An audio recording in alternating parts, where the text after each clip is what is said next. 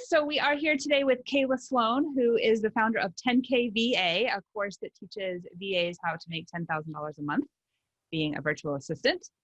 And yeah, she has been a blogger for a long time, been a VA for a long time, and really has become the go-to VA in the personal finance blogging niche. So I'm super excited to have her here. Welcome, Kayla. Thank you so much for having me. I'm really excited to be here. As you mentioned, I have been blogging for a long time. I started my first blog right after college. I think it was 2012 or 13, and started doing that for a few months just anonymously because I wanted to pay off debt. After graduating college, my student loans were coming due, and I bought a house at the ripe old age of 21. And so all of a sudden I owed $120,000 for a house and had my student loans coming due. And then I bought a car, and of course I, bought clothes and did all these things on credit cards because all of a sudden I was making, adult money. So I could spend money, right? So then I had all these bills coming due and started getting really stressed about money, and kind of led me down this rabbit hole into personal finance, which I didn't know there was a whole community of people blogging about their debt. And after discovering that, I was basically like, okay, I'm going to do this, because that's kind of how I do things in my life. I decided I'm just going to go full force and do it. And so I started my blog anonymously, and about 6 months later, discovered that people make money online blogging. Who knew? Yeah. Who knew? In 2013, I started freelancing part-time as a freelance writer and virtual assistant. And now I will say I am not an expert writer, so don't take advice from writing from me. That's not my thing. But I did discover that virtual assisting was my jam. And that is something I learned through freelance writing. So that was really just a perfect segue into creating my virtual assistant business. And having a blog, you already knew people, other bloggers, and you were learning all of these blogging skills that you use as a VA. So it's a super natural transition. Yeah. Yeah, I recommend that a lot. Now I have people come to me all the time who want to become a virtual assistant from scratch. And sometimes their question is, do I have to be a blogger, or do I need to be a blogger? And you don't have to be a blogger to be a virtual assistant. But I always recommend that, having a blog or having a website is kind of a good playground to showcase those skills, to play with WordPress and building pages and plugins and, writing and hitting publish on all of that good content. Yeah. And if you're going to make a mistake, make it on your own site, and just getting comfortable communicating online and having online friends and building relationships over the internet. It's different, and you need a place to practice those skills. Yeah. The other thing that I found in becoming a virtual assistant and kind of getting into freelance services after starting my blog is that I had a lot of friends who wanted to be a blogger, right? After people discovered that you could make money being a blogger, people wanted to do that, and they thought it was so easy. But one thing I discovered for me, just my own personal journey, was that I was able to leverage some of my service revenue to continue to build my blog. So by leveraging my time and my services as a virtual assistant working for other bloggers, I was making money, learning skills, continuing to improve my blogging skills, and learning more and more about online business. And then I was able to take all of those things I was learning from my clients who have larger and more successful blogs than mine, and tailor that into creating my own project as well. So I kind of still had my side business of my own brand then while I was working with clients. Yeah. Thinking back about some of the things I've done over the course of my business, because he was like, well, you've been a million things. He's like, you're not just running your first business, even though you're still calling it all one business and it's just transitioned over time. He's like, but it's really not. I mean, you've been a blogger and a podcaster, and you've been a YouTube channel manager. You've been a blog manager. You've been a freelance writer. You've been a social media manager. You've been, it's just all these things that you don't really think about. And then it's oh, I guess I have had 20,000 jobs. Yeah. You know what I mean? But you just call it oh, I'm a VA. My goal 2 years ago was, I laughed, my mastermind group laughed at me. But my goal 2 years ago was to have no new clients to take on no new clients. That was my goal. And it's still a struggle. In fact, just yesterday I was talking to my husband and I almost signed a contract and took on a client. And we had to talk about the fact of whether or not it was really a good use of my time. And it's a hard thing to do because you love it. You love working with people too. And yeah. And it's so fun. Like it's fun to get hired. It's fun to get a new client. It's like almost like an addiction. I know. I've totally been there.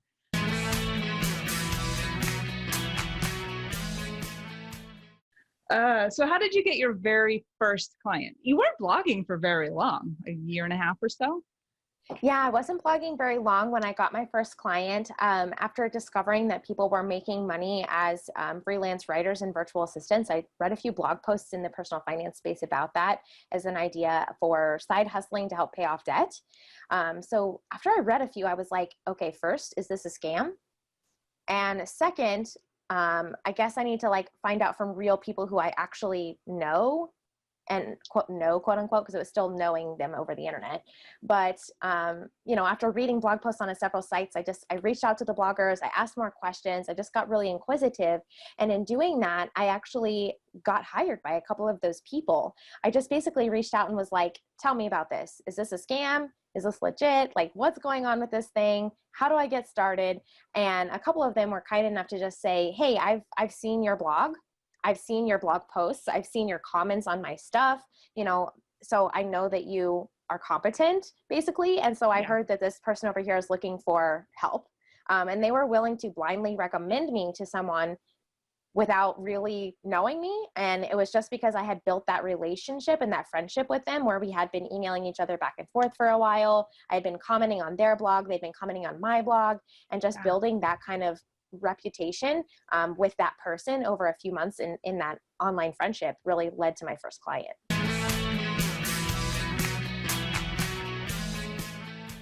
Basically, I just emailed Michelle and was like, hi, I know you don't know me. I read your blog and I comment on all your posts and I love them. And I want to be a VA. And I see that you're writing about how people can make money online as a freelance writer. And I have no idea what I'm doing. Please help me. She said, sure, come. Basically. Let's not pitch ourselves like that. So I started working as a virtual assistant in 2013 and I did it part-time for about a year. And then I was able to make enough money to quit my job and go full-time as a virtual assistant. And then from there, because that was still 6 years ago, I mean, gosh, we're talking like this. I feel like I'm an old person now in the blogging space. Gosh, that is a long time ago. So then I transitioned into, yes, as you mentioned, coaching and teaching other virtual assistants because I had a lot of people come to me and ask, how I started my business and how I'd really, made that transition to working for myself. And so that's kind of how I got into coaching and helping other virtual assistants. Yeah. And we were chatting before about how you kind of made your name in the space by working for everyone. You work for everyone. And that's how everybody got to know you. At one point, I had 20 clients and over 50 personal finance websites that I was managing. That's insane. I know. I don't know what I was doing. I was losing it. Oh my gosh. That's nuts, girl. I can't even imagine. But that's how you became the go-to VA in our niche. It's how everybody knows you. Just being everywhere for that short period of time. It's fun to look back though, because at that point, even though it was crazy, now just knowing that I got to dabble in almost every top personal finance site in our niche, the ones that are out there winning a lot of those awards and different things like that. I got to be a part of that at the point when they were really at that growth stage, before a lot of them hit that larger, success that we see them at now. Part of it. Yeah. And it's fun to know that. Yeah, totally. Yeah. How did you manage that? From just a logistical standpoint, I don't even know how you would keep track of everything you had to do. I don't know either. Looking back, I'm I can barely keep track of my stuff now and I don't have nearly as many things going on. It doesn't feel like, but I had a very small team. It was just me and a subcontractor that were doing all of the work. I kept track of everything in Asana because I am like addicted to Asana. I use it for my personal life now too at home. So I use it for work and for home. It's great. But yeah, that's my tip was just, I put everything in there so that I basically didn't have to keep it in my brain because I knew my brain couldn't handle it. So I just made sure that Asana was my brain and everything went in there. Yeah. Yeah. I have no brain. I joke that email is my second brain, and my kids are like, email is your first brain. I think you're right. I feel that. I honestly think it's constant reminders to myself. Like more than anything, I think the key to success with this type of business and this type of like needing to stay organized with this many projects is future thinking. Like myself now is never thinking about myself now. It's always thinking about what I'm going to need in the future. So I'm constantly leaving myself reminders and notes and leaving things out for myself so I don't forget things like those visual reminders. I mean, it's crazy, but yeah. It's no good. So like as a blog manager, so how many blogs are you managing right now? Right now, I am only working with one client at this point. I know. Good job. I'm in recovery. So as a blog manager, like what are some good tips for bloggers who are kind of just getting started and looking to grow their sites? Yeah, I would say some of the biggest tips when you're getting started as a blogger is going to be first great content, which I know is Ashley's thing already. She talks about that all the time. But honestly, that's going to be what sets you apart from everyone else because, you know, after working on 50 plus personal finance sites, as we just talked about, you know, seeing the same blog posts and the same content over and over and over and over. And the difference between those who, you know, make a little bit of money and have some success. And that's okay. If that's all you want to see with your blog, that's totally fine. But if your goal is to grow beyond that, the difference is great content.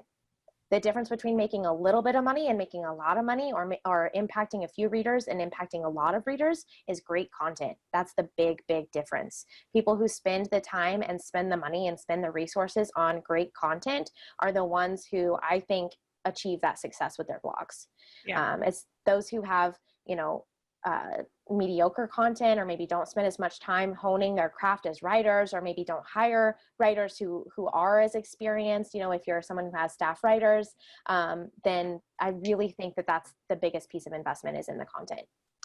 I agree 100%. Yeah. Especially like in a niche like personal finance, every personal finance blog out there has, let's say 100 posts are the same. Right? They're going to review the same top products. You're going to have these same kind of structural elements all throughout. So there's probably like, they all have a, you know, how to get out of debt. They all have a how to start investing. They all have a, you know, review of all of these things. The only way to stand out then is to have better content than everybody else. So tell us a little about your course and like how people can find you and what they'll get out of it. Yeah, so my course is called 10K VA, and as you mentioned earlier, that is my flagship program where I help virtual assistants start and scale their own online businesses so they can earn as much as $10,000 per month. And that is something I started about, almost 3 years ago now. So we've had over 500 students go through the course so far, crossed the threshold on that earlier this year. That was super exciting. So yeah, we're working on a lot of things over there, a lot of new improvements coming down the pipeline. All of our students get lifetime access to all of those things as well. And so you can find out more about me and the course on my website. It's just at kaylasloan.com. Yay, perfect. Awesome. Yeah, if you want to be a VA or learn more about being a VA, Kayla's absolutely the person to learn from, for sure. On the flip side too, we also have a great matchmaking service too for bloggers if you're looking to hire a VA. I do have a lot of students, as I mentioned, who are graduating the program. So we have virtual assistants who help with everything from social media, if you're needing help getting your content out on social media, or those who are experienced with WordPress and with helping bloggers with their content management. You know, they may help with uploading your stuff to WordPress and actually hitting that publish button for you. But you know, at the end of the day, you'll still get to feel like you hit publish on your content. So. Oh, you did. And hiring someone to do it Yep. counts as you doing it. That's right. And just a note on like new VAs, like it's not a negative to be new or to hire somebody that's new, because they don't have any bad habits and they're totally Absolutely. willing, they're hungry to prove themselves, they're willing to learn your way of doing things. Sometimes when you get somebody who's had a lot more experience, like one of us say, we already have our systems in place, like don't mess with my system, right? You're um, absolutely right. I mean, honestly, if a client approached me now and asked me some of the things that I did back in the day in the beginning as a new VA, I probably wouldn't do them now. And it's not that there's anything wrong with what I did back then. And I did what I had to do to build my business. And I still don't think there's a problem with that as a new VA. There's no sure. problem with being hungry and wanting to do all those things for your clients. But then you get to a point where you don't have to anymore, or you don't need to anymore. And so, you don't. But as a business owner, that can also make you a little bit harder to work with if you're that type of VA. So hiring a new VA who's willing to go the extra mile isn't always a bad thing. Yeah, absolutely. Awesome. Well, thank you so much for joining us. It was awesome to get to know you better. Kayla is in the Facebook group, so feel free to reach out to her if you have any questions. And yeah, thank you so much. Thank you.